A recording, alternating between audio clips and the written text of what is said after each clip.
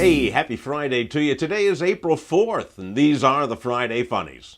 Well, here we are, the first week of April, complete with April showers. Or, if you live in Minnesota, April snow. This has been one of the screwiest winters I have ever seen, and after seeing that movie Noah, I think I'm going to start building an ark. I know I can get the wood from Home Depot, and I can probably get the plans off of the internet, so... This is also the final weekend for March Madness. Only 4 teams, the final 4, still are around. And at the end of the weekend, only 1 team will be given a rose and asked to marry Juan Pablo. This week also marked opening day for baseball, and the Cubs, the Chicago Cubs, already in mid-season form. They lost their first 2 games in extra innings, and at this rate they should be mathematically eliminated from the playoffs by May 1st, but we'll have to see. Well, we've had to eliminate a couple of stories from this week's Friday Funnies because they just weren't odd enough. But we're left with the final 3, and they all share the designation Weirdos of the Week. A string of robberies occurred this week in Johns Creek, Georgia. And in each case, the victims described the burglar the same way. They said he was wearing a cowboy hat. That doesn't seem like very much to go on until they added, that's all he was wearing, just a cowboy hat. It seems that Ashton Gibbs thought clothes would slow him down if he had to make a quick escape. So he robbed homes completely naked except for wearing a cowboy hat, which I assume he wore on his head.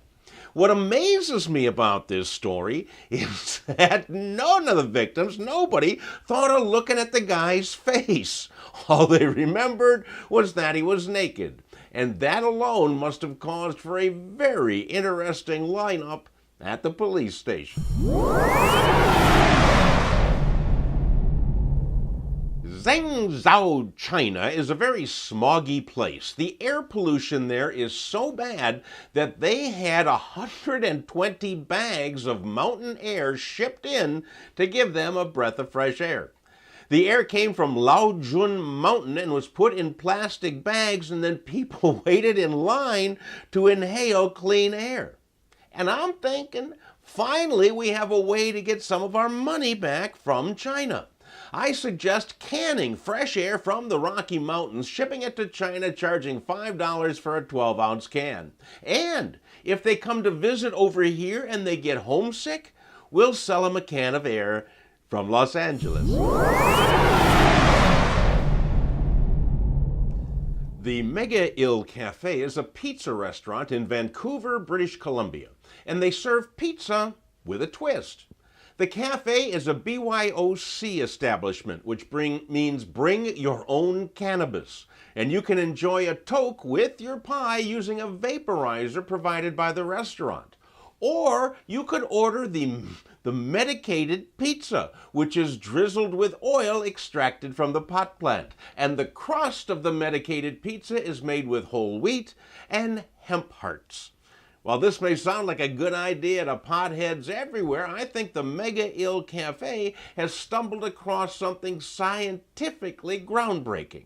You see, by offering a pizza infused with pot, they cause the munchies, which only makes the diner order more pizza. The Megaill Cafe may have finally discovered perpetual motion.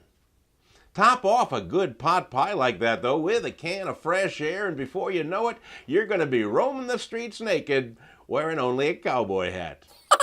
Well, that's all the news this week as I see it, and as you can tell, if I don't see it, I make it up. So please pass these along to your friends, and I'll see you next week.